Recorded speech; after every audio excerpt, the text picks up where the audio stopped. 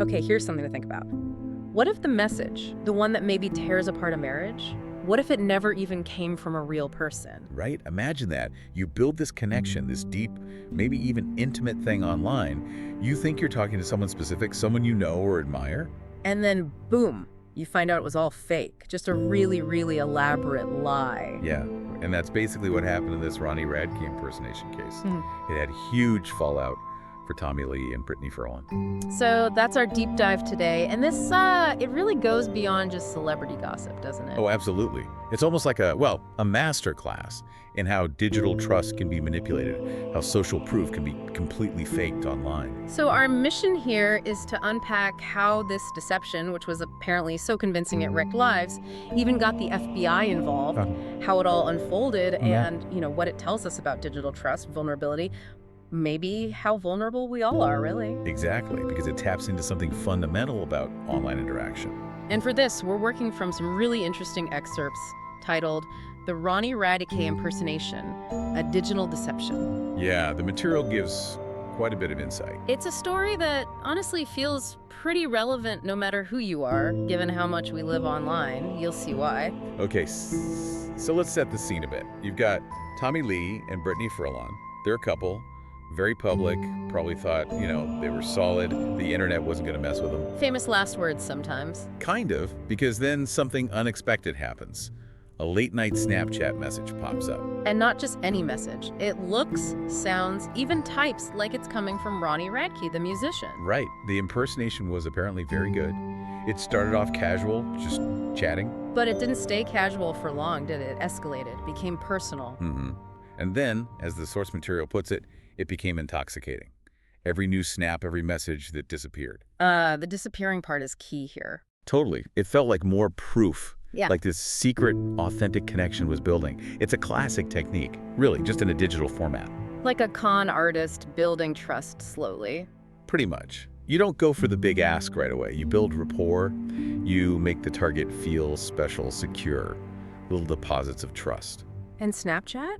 Wow, it seems like it was almost the perfect tool for this, those disappearing messages. They create this illusion of privacy, right? Like a secret conversation no one else can see. Makes it feel more real, maybe? Exactly. And because the platform, like the source says, deletes the trail, it probably made it way easier for Brittany to, buy into it. And harder to spot warning signs?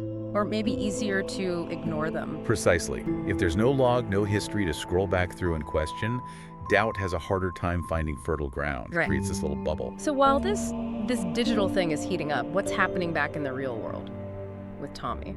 Well, Tommy starts feeling it. He senses something's off at home. The account uses some really vivid language, like a laugh gone flat, or a good day ruined by a buzzing phone. He starts to feel like, and this is a quote, a ghost had moved into their home. Wow, that's heavy. Just this unseen presence completely changing the atmosphere. It really paints a picture of how invasive this kind of digital intrusion can feel, even when the source isn't physically there. And Brittany's belief that this was really Ronnie, this was the core of the problem for the marriage. It seems so. When she finally admitted what was happening, that belief, that connection she thought she had, it caused a major crack in their relationship. And the public reaction? Oh, immediate speculation. Yeah. As you'd expect with high-profile people. The story got out there fast. But then, the big twist, the actual Ronnie Radke steps in. Yeah, this was crucial. He goes public, says basically, hold on, that wasn't me. I've been impersonated. And he was angry. Furious. But interestingly, the source says his anger wasn't directed at Brittany. It was aimed squarely at the impersonator, the predator behind the mask, as he called them. Okay, so he framed it differently. Completely. He made it very clear this wasn't just relationship drama. Quote, it was a crime. That must have been a bombshell, especially for Brittany. You can only imagine. The source describes her reaction as immediate, profound humiliation. She admitted she'd been tricked. And she talked about the personal cost. Yeah, very openly, apparently. About the loneliness, the embarrassment, the shame. It got so intense we learned she actually checked into a hotel just to get some space while, the world was picking apart the story. That's rough. And it speaks to how deep the deception went, doesn't it? It raises that question, like, how real can a digital connection feel? The material points out that by the time she might have even thought to double-check or verify, It was too late. kind of, the emotional investment was already there. as the source puts it, the feelings were real, even if the person wasn't. That bond, built on vanishing messages, had already taken hold. So where did things go from there? How did Tommy Lee process this, knowing it wasn't actually Ronnie? Well, this is another fascinating turn. Tommy didn't just stay in the betrayed husband role.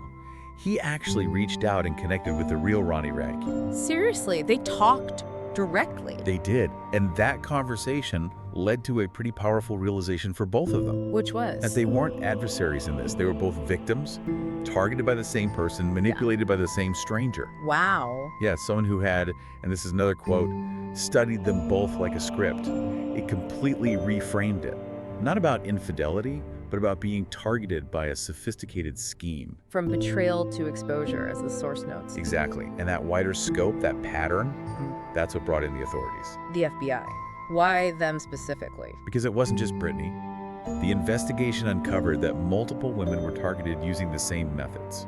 This wasn't a one-off prank. It was a calculated scheme. Okay, so we're talking about serious potential crimes here. Absolutely. Things like impersonation, interstate communication, because the messages crossed state lines, and potentially even extortion. It really drives home that point about digital trails, doesn't it? Even on platforms like Snapchat. The critical point. That idea that messages just vanish, well, they might vanish from your phone screen. But not from server logs, not from an investigation. Exactly. Perceived privacy is not anonymity, especially when laws might have been broken. What vanishes from your phone doesn't vanish from an investigation. That's a key takeaway. Looking back on it all, how has Brittany processed this? Has she spoken about the lessons learned? She has. She's described it as forcing a personal reckoning. A reckoning about honesty, about boundaries. And about fame. Yeah, and about how fame magnifies cracks until they look like canyons. That's quite a statement. Pretty raw honesty about the impact. It really is. And what about Tommy? How does someone bounce back from something like that? Well, the source mentions he's endured storms before. He's been through a lot in the public eye. But it clarifies, never a storm quite like this one engineered by a faceless manipulator. So the future for them, their reconciliation, it remains uncertain. It shows the scars are real, even if the initial interaction wasn't. Digital actions have very real-world consequences. Definitely. The damage is tangible. But, beyond the celebrity aspect, which is maybe what grabs headlines, what really sticks with me is the broader warning here. The source puts it so starkly. If someone can fool a woman who lives online for a living, they can fool anyone. That's the chilling part. Yeah. Brittany Furlan built a career online. She understands that world. And yet she got caught in this sophisticated net. It makes it deeply relevant for you listening. Yeah. For all of us. It really forces you to think about your own digital guardrails. How much trust do we place in avatars and usernames? How easily can our emotions override our skepticism online? Yeah, it's about vigilance, isn't it? But also understanding the psychological hooks these people use. Emotional connection, validation, secrecy.